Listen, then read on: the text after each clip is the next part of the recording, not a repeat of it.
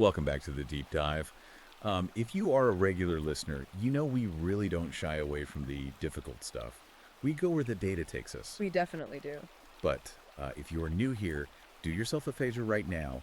Hit that like button and subscribe. You are not going to want to miss what we are unpacking today. No, you're really not. We've got a stack of notes here on a text that is, well, frankly, it's radioactive. That's probably the safest way to put it, yeah. It's controversial, it's totally unapologetic, and for a very specific demographic, basically the native sons of the Anglosphere, it might just be the most important thing they read this year. We are diving into the ebook Identity found by Conrad Riker. Right, and radioactive is absolutely the word. I mean, I've read a lot of social commentary, but Riker isn't writing a standard critique here at all. Not even close. He explicitly describes this book as a manual of war. He claims he's handing the reader a sledgehammer of logic designed to shatter what he calls the gynocentric lie of modern society. A manual of war. Yeah. It's dense, it's aggressive, and it's really unlike anything we've covered recently. It really sets a specific tone right from page one. Now, before we get into the weeds and looking at the notes we have today, we're going to get very deep into the weeds.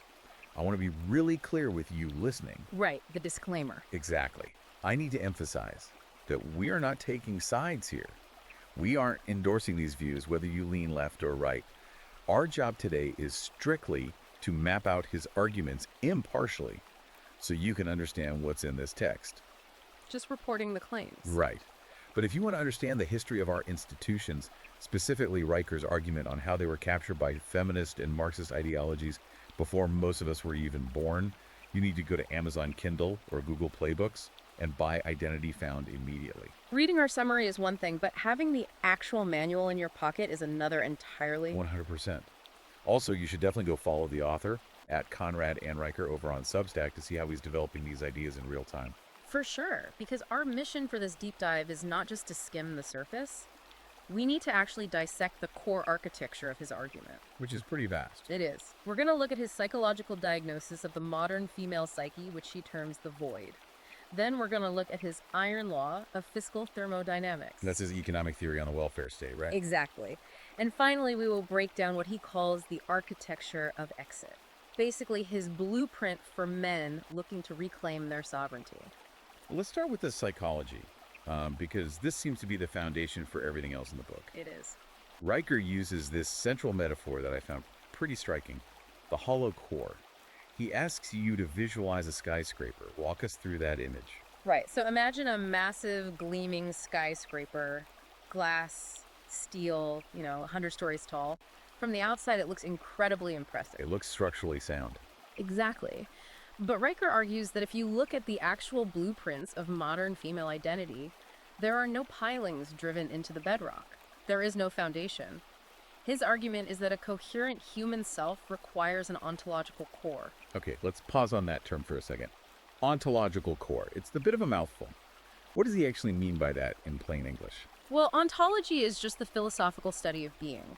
So when Riker talks about an ontological core, he means a set of immutable values, principles, and convictions that exist inside you, regardless of your environment. It's who you are when no one's watching. Right. It's who you are whether the crowd is clapping for you or booing you. And Riker's provocative thesis here is that for many modern women, that core simply isn't there. It's been entirely replaced by performance. So he's saying the personality isn't generated from the inside out, but from the outside in. Yes. He argues that if you observe a person who is constantly shifting their appearance, their values, their political ideology, even their hobbies, based entirely on who they're currently associating with, that isn't growth. It's proof of an ontological void. Exactly. It's not that she's evolving. It's that she is becoming the room she enters. She's just mirroring the environment to ensure survival and acceptance. He actually catalogs these sort of specimens, which was a pretty brutal section to read. I mean, he talks about the hobby thief and the political... Yeah, chameleon girlfriend. He uses a case study of a woman named Ashley. It's a really classic example. Walk us through Ashley. So Ashley dates Michael, who is this libertarian weightlifter.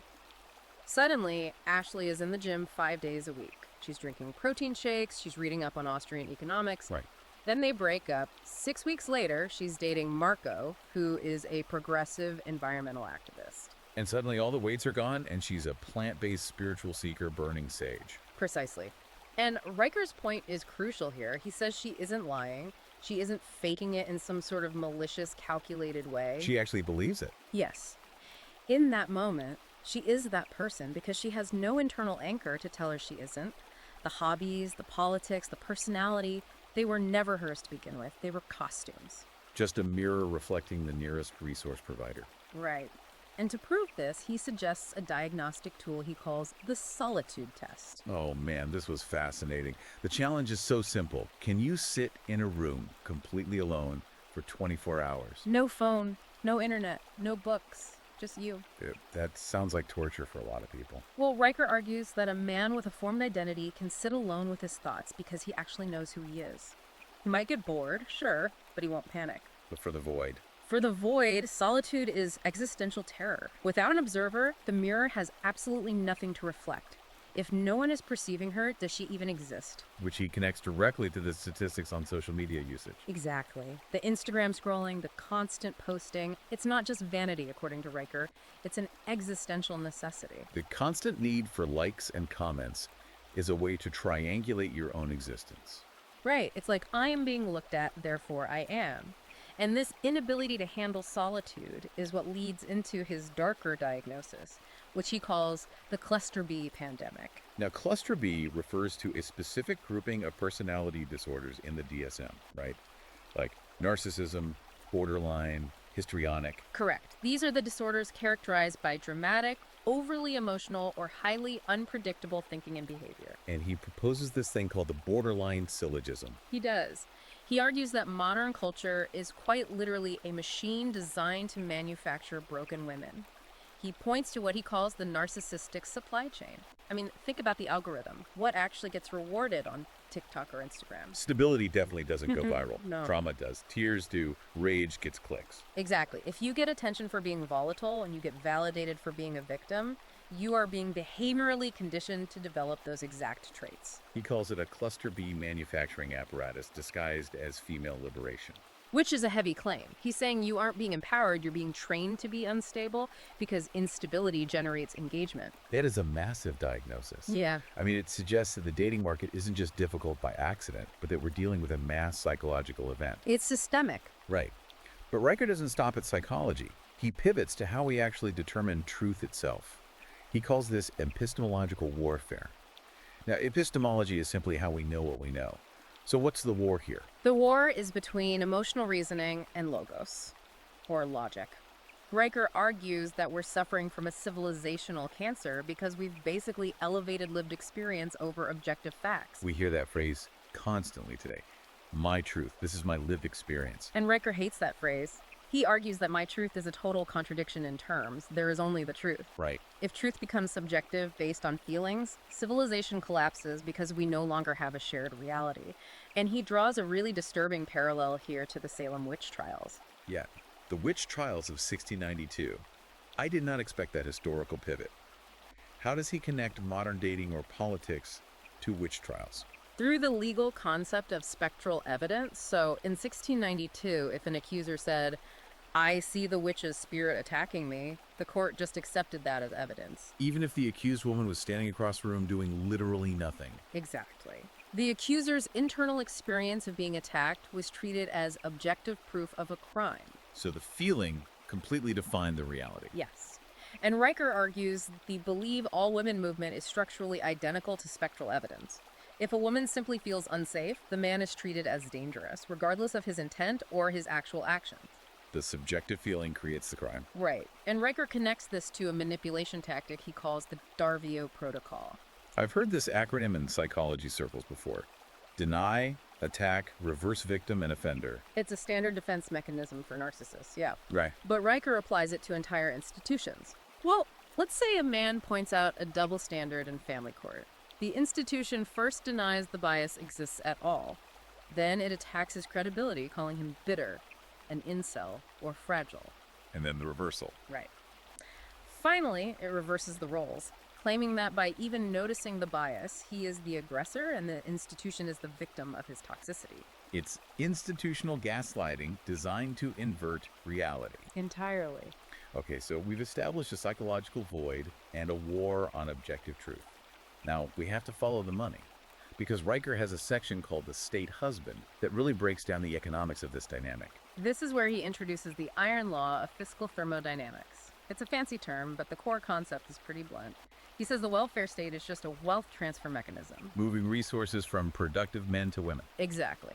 From men who are the primary net taxpayers to women who are the primary net beneficiaries of state spending. So the government effectively replaces the need for a provider husband.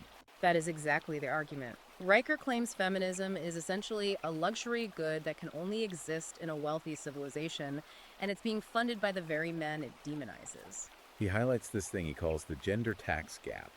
Yeah. If you look at lifetime net tax contributions versus the cost of services received, things like healthcare, subsidies, welfare, education, he argues that men are collectively subsidizing the strong and independent lifestyle. It's wealth extraction. It sounds like he's describing a parasitic relationship at the state level.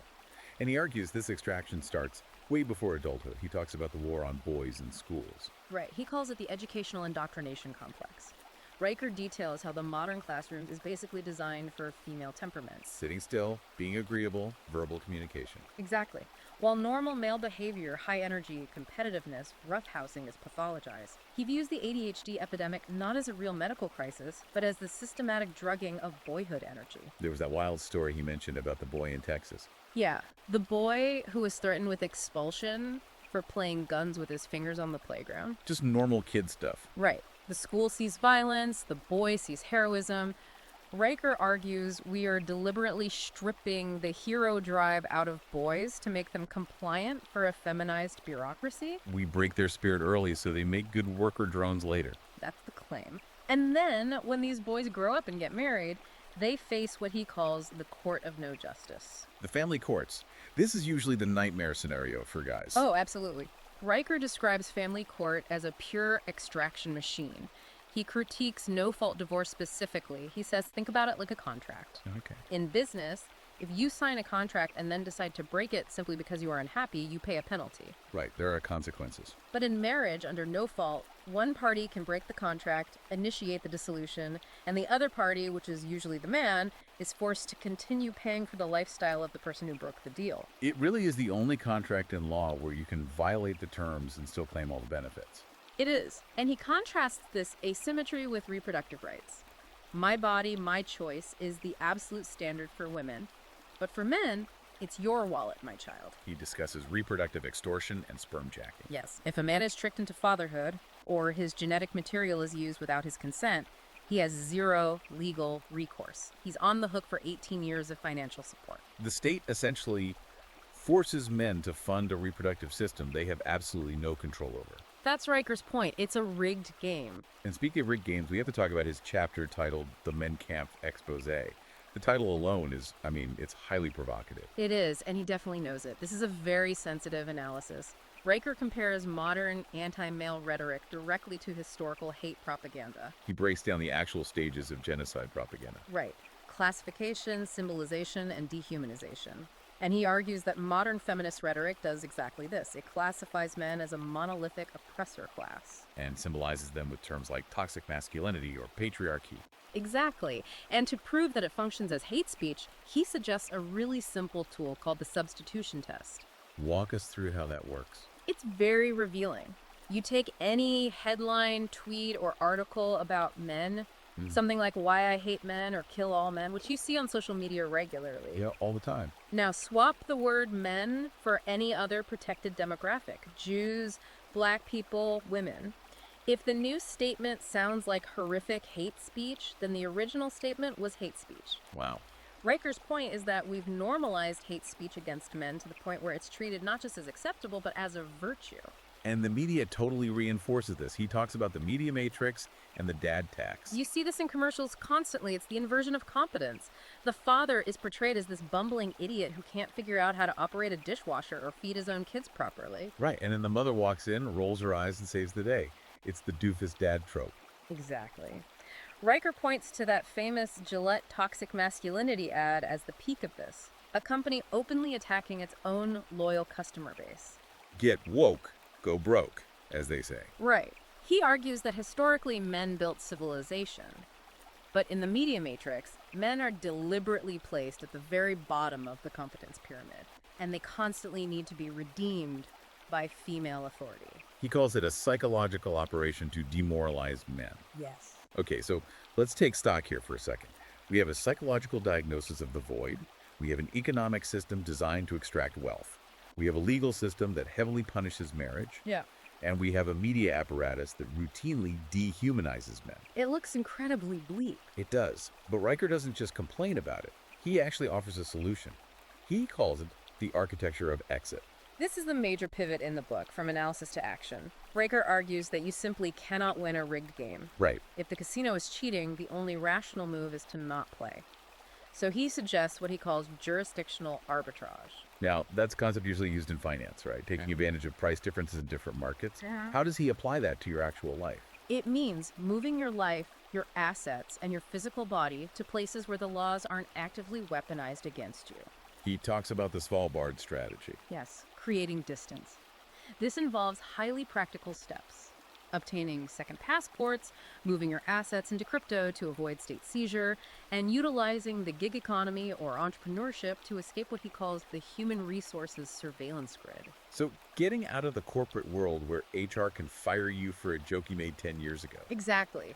If the corporate world forces you to sit through diversity training that explicitly demonizes your existence, Riker says, leave.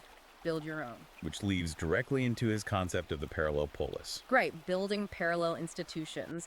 He strongly advocates for building male-only spaces, networks, and economies. Fraternal organizations. Yes, ones that rely entirely on merit, competence, and logic rather than gynocentric social dynamics. He points to the success of men who exit the corporate hierarchy to start trades or their own businesses. They make more money, they answer to no one, and they don't have to apologize for being men. Exactly. But it's not just about a physical or financial exit. There's a massive mental component here, too. He calls for the return of logos. This is the intellectual armor. It is.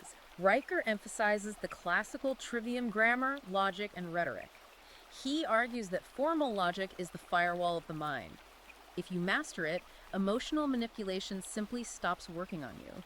It's like you can see the matrix code, so to speak. You can. You spot the circular reasoning immediately. You identify the Darvu tactics as they happen. You dismantle the shaming language before it affects you. He calls for men to become sovereign and stoic. Yes. The ultimate goal is to stop seeking validation from a system that fundamentally hates you. You don't ask the void to validate you. You validate yourself through your own competence and through brotherhood with other capable men. It really is a comprehensive takedown. It's heavy, and I imagine for some listeners it might feel a bit extreme. But Riker's core argument is that the situation itself is extreme, and it requires an extreme response. He literally calls the book a red pill suppository. It is meant to be uncomfortable. It's meant to burn a little. But the goal is to cure the infection. So here's the final verdict for you listening. Yeah. Identity Found is not just a book. It is a wake-up call. It's a manual of war for the modern man who feels like the ground is shifting under his feet. If you are tired of wondering why the world feels like it's designed to break you, you need this information. I completely agree. You cannot navigate this terrain without a map, and Riker has drawn a very detailed, very scary, but potentially life-saving map. So do not wait. Go to Amazon Kindle or Google Play Books right now, buy Identity Found, read the full text. We have covered the main points today, but you really need that sledgehammer of logic in your own hands to truly understand the nuance. It really do. And make sure you are following @Conrad Riker on Substack for his ongoing analysis. He is doing the heavy lifting that very few people are brave enough to do right now. That is it for this deep dive. Make sure you like and subscribe to the show so you don't miss the next one. We are going to keep finding this forbidden knowledge and bringing it straight to you. I'll leave you with a final thought to mull over, one that builds on what we've talked about, but Riker hits on perfectly. You have two choices. You can continue to kneel, or you can stand. We'll see you next time.